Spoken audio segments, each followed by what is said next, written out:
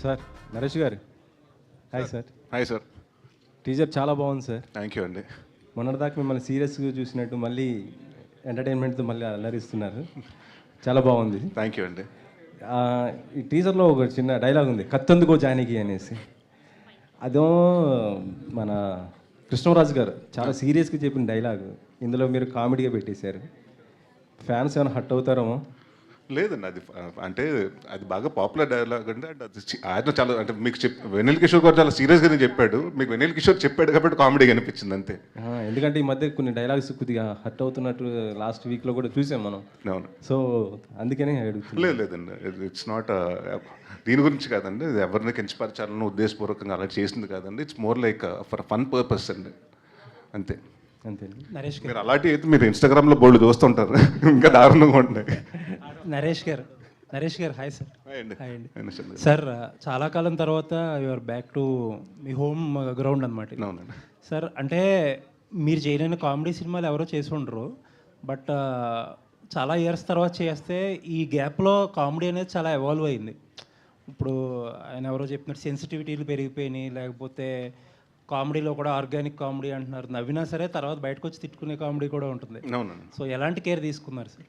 అంటే ఏం లేదండి, అంటే నా ఫస్ట్ సినిమా నుంచి మీరు ఎప్పుడు చూసినా కూడానండి, నేను అంటే కితకితల తర్వాత నేను కాన్స్టెంట్గా తీసుకున్నది ఏంటంటే బాడీ షేమింగ్లు ఉండవండి నా సినిమా. నేను ఎవరిని కించపరచనండి, నన్ను నేను కించపరుచుకుంటాను కానీ అవతల వాళ్ళు కించపరచను. సో ఈ సినిమాలో అలాంటి ఏమీ లేదండి. ఇతను హీరో అవ్వాలనుకుంటున్నాడు కాబట్టి దాంట్లో సినిమా రెఫరెన్స్లు ఉంటాయండి, డెఫినెట్గా అక్కడ ఇక్కడ 1-2 రెఫరెన్స్లు ఉంటాయి కానండి. బట్ అది మీరు సినిమాగా చూసినప్పుడు కనెక్ట్ అవుతారు కానండి. అంటే మీరు డిఫరెంట్ అంటే అదే నేను కట్ చేసి పక్కన పెడితే మీరు చూస్తే ఒక ఎపిసోడ్గా చూస్తే దాన్ని మీరు భూతద్దంలో పెడితే చాలా దొరుకుతాయండి. సో వీ థాట్ చాలా క్లీన్ కామెడీ. అండ్ చాలా నాకు అనిపించేది ఏంటంటేనండి, దాదాపు 10 సంవత్సరాల నుంచి ఎక్కడో తెలియకుండా అన్ని సీరియస్ సినిమాలు ఓటీటీలు వచ్చిన తర్వాత అండి అన్ని మలయాళ సినిమాలు చూడటం మొదలుపెట్టారు. కొంచెం డిటెక్టివ్ సినిమాలు, థ్రిల్లర్ సినిమాస్ అన్ని. కామెడీ సినిమాకి ఎక్కడో తగ్గిందండి. ఆడియన్స్ కూడా ఏమైపోయారంటే వెయిటింగ్ అండి. అంటే చాలామంది ఫ్యామిలీస్ తోటి మీరు కత్తులతోటి రక్తాలు అంటే అలాంటి హెడ్లు చంపేసుకుని అలాంటి చూడలేరండి, పిల్లల్ని తీసుకెళ్ళి చూడలేరు. సో అలాంటి చాలా రోజుల తర్వాత మళ్ళీ పిల్లలు వీళ్ళందరూ ఫ్యామిలీస్ రావాలి అంటే ఒక టికెట్ కాదు 4 టికెట్లు తగాలని ఫిక్స్ అయ్యి సో దానికోసం ఆర్గానిక్ కామెడీ చేసాం కానండి, ఎక్కడ వల్గర్గా కానివ్వండి లైన్స్ దాటలేదండి ఎక్కడ. All the very best. Thank you. Producer గారు సార్, ఇది మనం పండగ సినిమాలు అయిపోయాక ఒక 2-3 నెలల పాటు ఆల్మోస్ట్ డ్రై పీరియడ్ నడిచింది ఇండస్ట్రీలో. అలా ఆడియన్స్ థియేటర్కి రావట్లేదు, అది ఇది అని చాలా మాట్లాడుకుందాం మనం, ఏంటి ఫ్యూచర్ అనేది కూడా అర్థం కాకుండా ఉండేది. తర్వాత ఒక 2 నెలల నుంచి ఏంటంటే సినిమా ఒక యావరేజ్ కంటెంట్ వచ్చినా సరే ఆడియన్స్ విపరీతంగా వస్తున్నారు. అప్పుడు ఎందుకు రాలేదా ఎవరికి అర్థం కాలేదు, ఇప్పుడు ఎందుకు వస్తున్నారో అర్థం కావట్లేదు. మీరు ఒక డిస్ట్రిబ్యూటర్గా ఉన్నారు, ఇప్పుడు ప్రొడ్యూసర్గా ఉంటున్నారు. ఏంటి సార్ అసలు ఎందుకు ఈ షిఫ్ట్ అనుకుంటున్నారు ఆడియన్స్ సడన్గా? ఒక పెద్ద సినిమా పెద్ద రిలీజ్ అనక మీరు అన్నది కరెక్టే. పెద్ద రిలీజ్ దగ్గర నుంచి మారింది. ప్రతి సినిమాకి జనం థియేటర్కి వస్తున్నారు. కరోనా టైము అప్పుడు ఓటీటీ చూశారు, బోరు కొట్టింది, ఓటీటీలో కంటెంట్ తగ్గుతుంది, మళ్ళీ జనం థియేటర్కి అలవాటు పడుతున్నారు.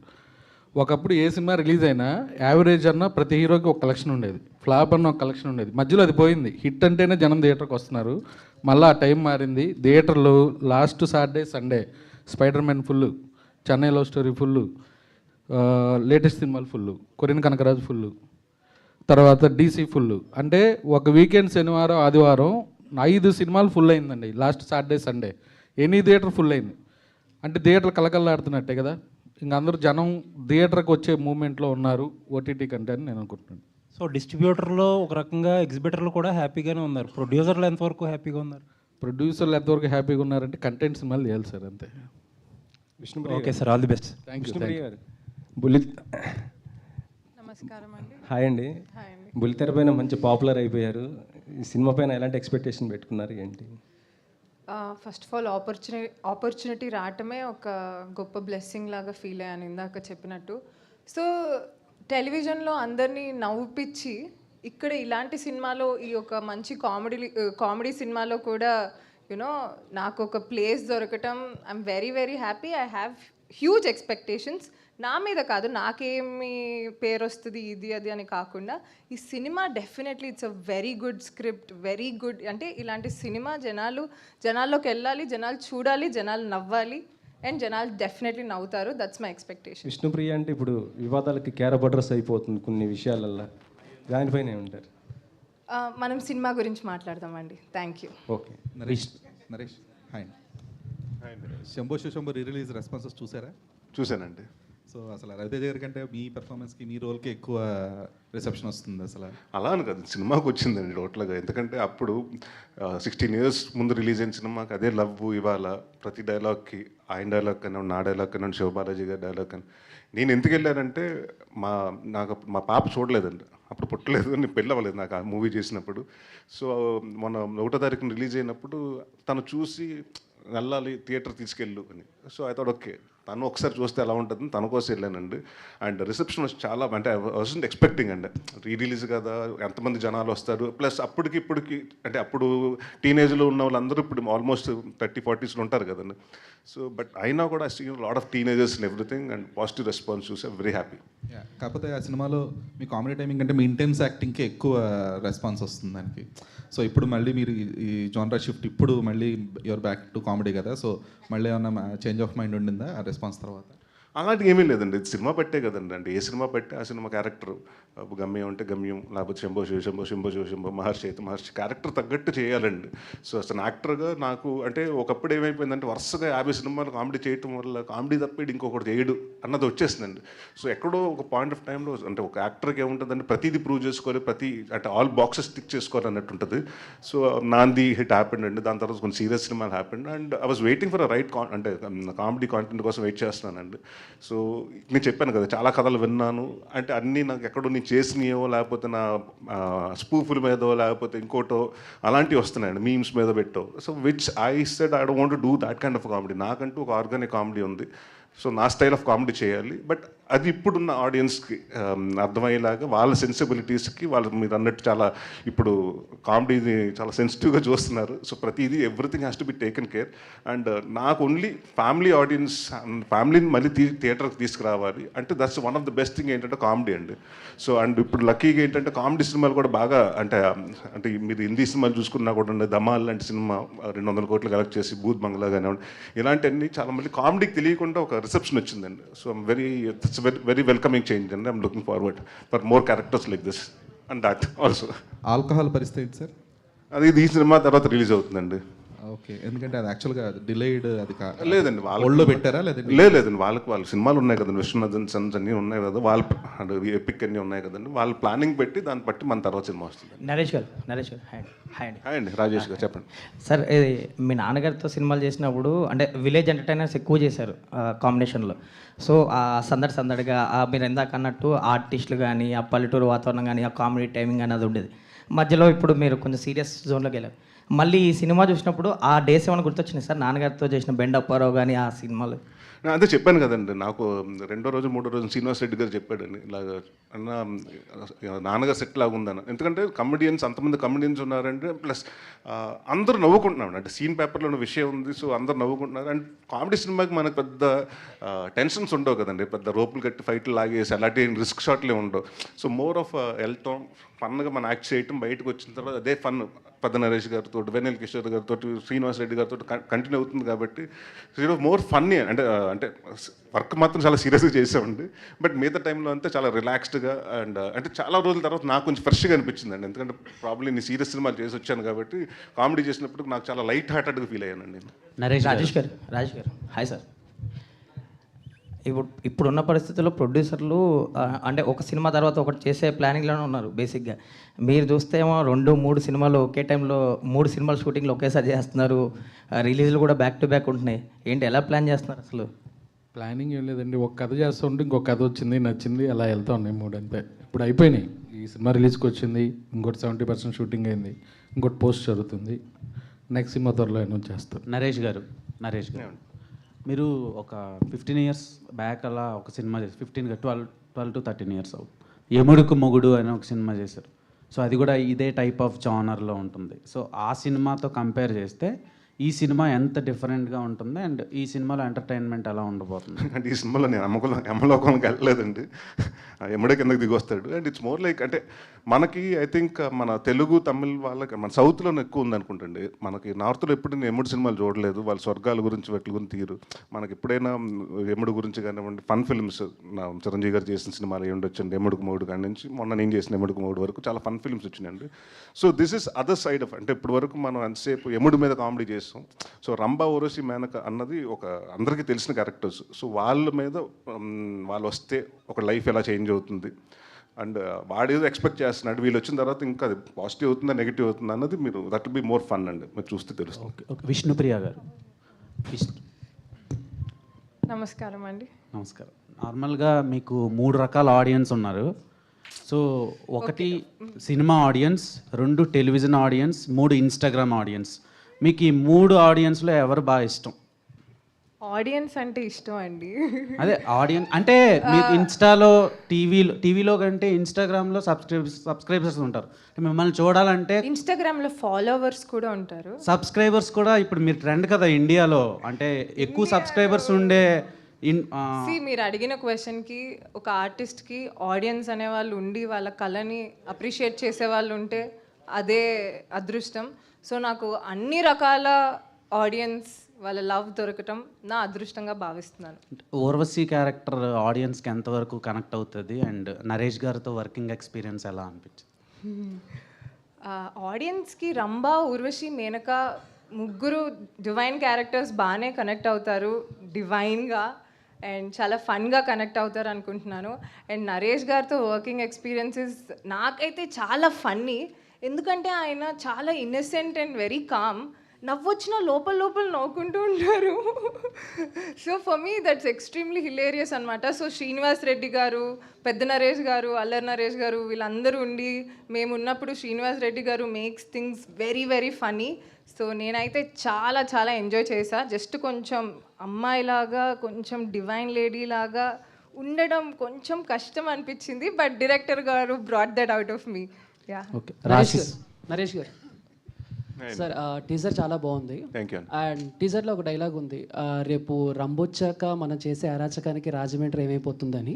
బట్ టీజర్ చూసిన తర్వాత ఒక సరైన స్క్రిప్ట్ పడితే నరేష్ గారు చేసే కామెడీకి బాక్స్ ఆఫీస్ ఏమైపోతుంది అనిపించింది. So anyway advance congratulations. అంటే ఇన్నాళ్ళు ఒక డిఫరెంట్ కాన్సెప్ట్ చేసే మీరు, అంటే కామెడీని కొంచెం పక్కన పెట్టి మళ్ళీ కామెడీ జోన్లోకి వచ్చేసరికి మిమ్మల్ని మీరు ప్రశ్నించుకోవటం కానీ లేకపోతే మీకు అనిపించడం కానీ ఏమైనా అయిందా, నేను ఇన్నాళ్ళు ఏం మిస్ అయ్యాను అని చెప్పేసి? లేదండి, డెఫినెట్గా ఎక్కడికి వెళ్ళినా కూడా అంటే నేను ఎంత సీరియస్ సినిమాలు చేసినా అసలు యాక్టర్గా మంచి పేరు వచ్చినా కూడా ఇప్పుడు బయటకు వెళ్ళినా కూడా సుడిగాడు బాగుందండి, మీ బెండప్పరా బాగుందండి, మీ అదే పాత గమ్యంలో మీ బామ్మ తాగుతా నీ కాఫీ తాగుతా ఆ సీన్ బాగుందండి. సో ఇలాగ ఎక్కువ మంది, ఎందుకంటే చాలామంది నాకు అంటే ఎస్పెషలీ లేడీస్ అండి, వాళ్ళు వచ్చి సార్ మీరు అలా సీరియస్ సినిమాలు అంటే అందరూ సీరియస్ సినిమాలు చేస్తున్నారు, మీరు మళ్ళీ సీరియస్కి వెళ్ళిపోయారు, ఎందుకంటే కామెడీ చేయండి సార్, మీ సినిమాలు 2 గంటలు హ్యాపీగా నవ్వుకుంటామని. సో డెఫినెట్గా నాకు అర్థమైందండి ఆడియన్స్ ఎక్స్పెక్ట్ అంటే నన్ను యాజ్ అన్ యాక్టర్గా చూస్తున్నారు కానీ బట్ మోర్ వాళ్ళు వెయిటింగ్ నా దగ్గర నుంచి ఎక్కువ కోరుకునేది మాత్రం కామెడీ అని. సో అది అర్థమైంది. So now I will balance అండి, అందుకు నేను సీరియస్ సినిమాలు వదిలేస్తానని చెప్పట్లేదు, సీరియస్ సినిమాలు అండ్ కామెడీ సినిమాలు 2 బ్యాలెన్స్ చేసుకుంటూ వెళ్తానండి. చంద్ర, డైరెక్టర్ చంద్ర అమ్మా. సో అంటే ఇప్పుడు జనరల్గా ఒక ఆర్టిస్ట్ ఒక జోన్లోకి వెళ్ళిపోయినప్పుడు ఆ మేక్ షిఫ్ట్ రావడానికి కొంచెం టైం పడుతుంది. సో హౌ యూ ఆ మేక్ షిఫ్ట్ నరేష్ గారి దగ్గర నుంచి ఏ రకంగా వచ్చింది, దాన్ని తొందరగానే అడ్జస్ట్ అయిపోయాను? ఏం లేదు, ఫస్ట్ ఏమో విపరీతంగా కామెడీ సినిమాలు చేస్తాం.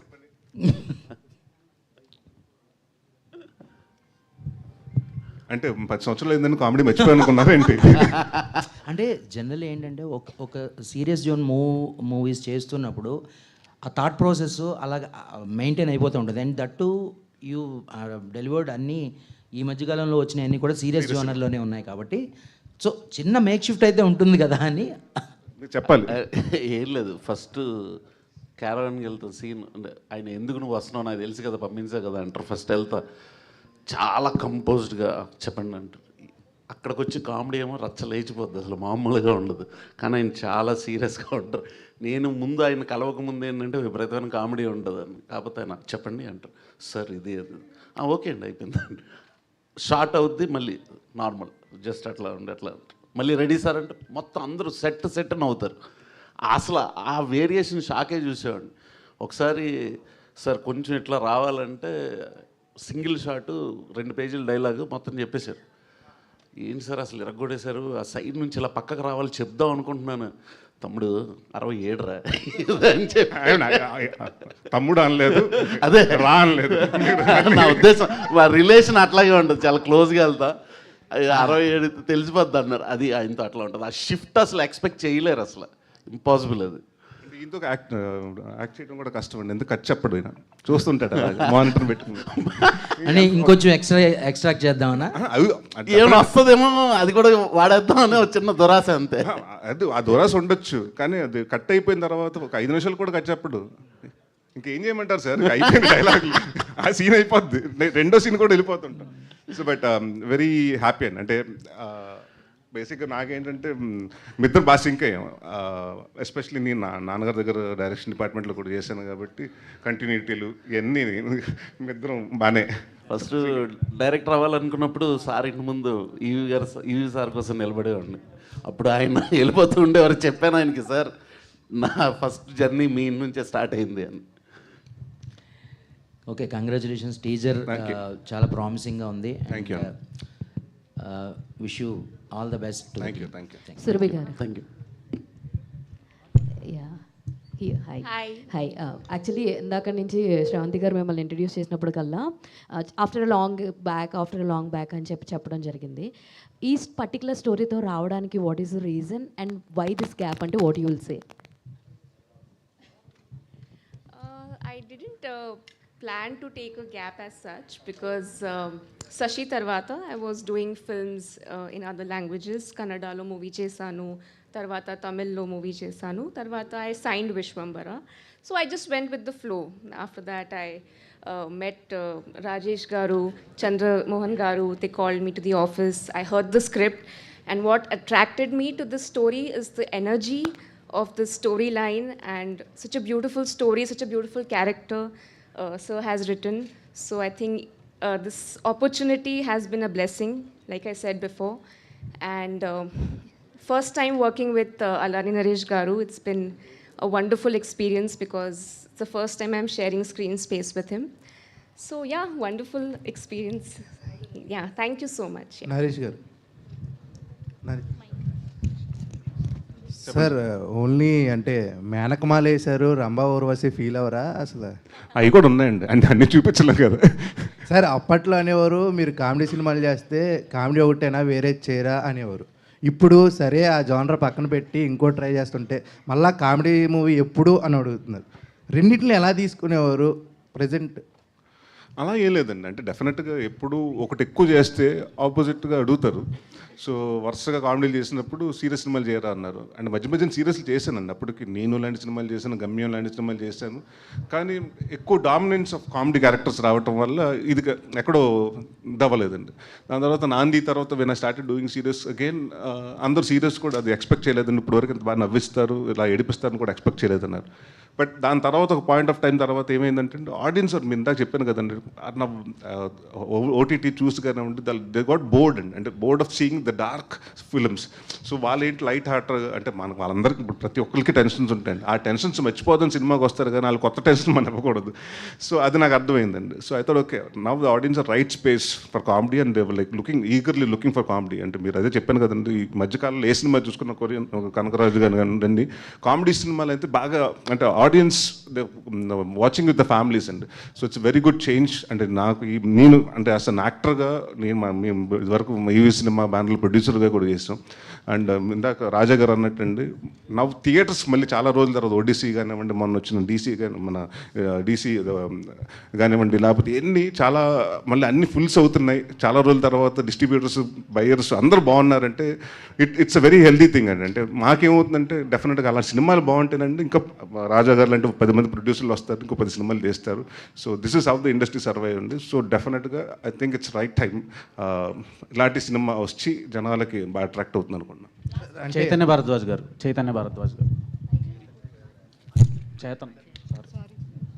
సో మీ రాజేష్ దండే గారు, మీరు ఇద్దరు కాంబినేషన్ చాలా హిట్ కాంబినేషన్. ప్రీవియస్గా కూడా ఒక మంచి హిట్ వచ్చింది. సో ఈ సినిమాలో మ్యూజిక్ ఎలా ఉండబోతుంది? అండ్ ఇప్పుడు ఎక్కువ ఆడియన్స్ ఓఎస్టీ మీద ఇది పెడుతున్నారు దృష్టి, ఇంపార్టెన్స్ ఉంది. సో ఆ ఓఎస్టీ ట్రాక్స్ ఎలా ఉండబోతున్నాయి అండ్ ఈ సినిమాకి ఎంతవరకు బ్లెండ్ చేశారు? ఇది డెఫినెట్లీ ఆఫ్టర్ కేరాంప్ డైరెక్ట్గా ఇంకొక కామెడీ మూవీ రావడం, దాని నుంచి డిఫరెంట్గా ఎలా కొట్టాలని అయితే చాలా డీప్గానే అనలైజ్ చేసుకున్నాం. బట్ కానీ ఒకటే ఏంటంటే చంద్రమోహన్ గారు చాలా క్లారిటీగా సబ్జెక్ట్లో ఈ కైండ్ ఆఫ్ కలర్ ఉండాలి, మ్యూజిక్ ఇలా ఉంటే బాగుంటుంది. ఈ డీటెయిలింగ్ చెప్పారు చాలా డీటెయిల్గా, చాలా ఇష్టం. ఇంకొకటి ఏంటంటే నేను బ్లెస్డ్గా ఎప్పుడు ఫీల్ అయ్యేది, నేను ఎప్పుడు వర్క్ ఏమైనా చేస్తున్నప్పుడు డైరెక్టర్ కానీ ఆ డైరెక్టర్ మెయిన్గా క్రియేటివ్ సైడ్లో ఆలోచిస్తున్నప్పుడు ఒక పాజిటివ్ ఆరాతో ఒక కంపోజర్ మీద కాన్ఫిడెన్స్తో వస్తారు. వచ్చినప్పుడు అది ఒక సగం స్ట్రెంత్ వస్తుంది. రెండోది టేస్ట్ ఉండాలి. డైరెక్టర్కి టేస్ట్ చాలా ఇంపార్టెంట్. మ్యూజిక్ అనేది ఎలా అయినా ఒక డైరెక్టర్ టేస్ట్ బట్టి డిఫైన్ అయి ఉంటుంది. సో అది డెఫినెట్లీ సపోర్ట్ చేసింది. అండ్ రాజేష్ గారు యాక్చువల్లీ చాలా ఎంకరేజింగ్. అసలు రెండోది ఇది ఫన్ మూవీ అవ్వడం వెరీ ఎగ్జైటింగ్. అసలు ఇది కూడా షార్ట్గా అదే కలర్ నుండి కొంచెం డిఫరెంట్గా ఉంటుంది. అదే కైండ్ ఆఫ్ ఇంపాక్ట్ క్రియేట్ చేస్తుంది, కానీ మ్యూజిక్ డెఫినెట్లీ కొత్త కలర్ వస్తుంది. ఓకే, ప్రిషా గారు, మీరు బడ్డీ అండ్ స్పై తర్వాత గులాబో సితాబో ఇలా కొన్ని సినిమాల్లో చూసాం. That is misinformation. I was not in Gulabo Sitabo, but స్పైలో చేశారు కదా. స్పైలో I was there. So after long time ఈ సినిమాలో యాక్ట్ చేస్తున్నారు. సో ఎలా ఆపర్చునిటీ వచ్చింది? How did you get this opportunity? So how did I got this opportunity? Well, I happened to meet Prashad Garu, our editors, and he saw me while during buddy time, and that's when he introduced me to Hasya movies. So that's how I got it, and I'm very grateful for that. Naresh గారు sir, ఇక్కడ sir అదే మీ కామెడీకి ఒక separate fan base ఉంది sir, అంటే మీ body language కానీ ఇది కానీ. అలాంటిది మధ్యలో మళ్ళీ సీరియస్ మూవీస్ చేశారు, మళ్ళీ ఇప్పుడు కామెడీ మూవీ చేస్తున్నారు కాబట్టి ఏమైనా తేడా గమనించారా సార్ మీలో? అంటే మళ్ళీ కామెడీ ఏమైనా కష్టం ఏమైనా అనిపించిందా మీకు? దాని గురించి ఏమైనా హోంవర్క్ ఏమైనా చేశారా? లేదండి, అలా ఏమీ అనిపించలేదండి. ఎందుకంటే సీన్ బట్టే కదండి వెళ్ళిపోతాం. సో అంటే ఫస్ట్ టైం చేస్తే ప్రాబ్లం, కానీ నేను ఆల్రెడీ ఎప్పుడు కామెడీ చేస్తున్నాను కాబట్టి ఇట్స్ లైక్ మన హోమ్ గ్రౌండ్లో క్రికెట్ ఆడినంత ఈజీగా ఉంది నాకు. అంటే అప్పటి కామెడీకి ఇప్పుడు కామెడీకి ఏమైనా తేడా గమనించారు? చేంజ్ వచ్చిందండి, అదే చెప్తున్నాను కదండి. అప్పుడు కొంచెం బ్రాడ్ మైండెడ్గా ఉండేవారండి. ఇప్పుడు అంతా ప్రతిదీ కొంచెం అంటే we're not supposed to mock people, we're not supposed to అంటే దాన్ని ఏమంటారు, ఒకళ్ళ మీద బాడీ షేమింగ్ చేయకూడదు, ఒకళ్ళని కించపరచకూడదు, ఒక క్యాస్ట్ని కించపరచకూడదు, ఇలాంటివి చాలా వచ్చినాయండి. సో అంటే కొంచెం థిన్ లైన్గా ఉంటుందండి కామెడీ అన్నది. సో దాన్ని చాలా కేర్ఫుల్గా డీల్ చేయాలండి, అంతే. థ్యాంక్ యూ అండి. Thank you so Thank much you. To all the Thank you. Media. Thank thank you, you so much to the whole team of Rambha, Urvashi, Menaka. So ఇవాళ మా ఎన్టీవీ ఫనీ గారి బర్త్డే. సో మా రంభా, ఉర్వశి, మేనక టీంతో చిన్న cake cutting celebration. Yes, cake తెచ్చేయండి అమ్మా. ఫనీ గారు and Sravanthi గారు, thank you very very much for hosting this beautifully. Thank you so much Vishnu. Yes, so మా ఫనీ గారికి హ్యాపీ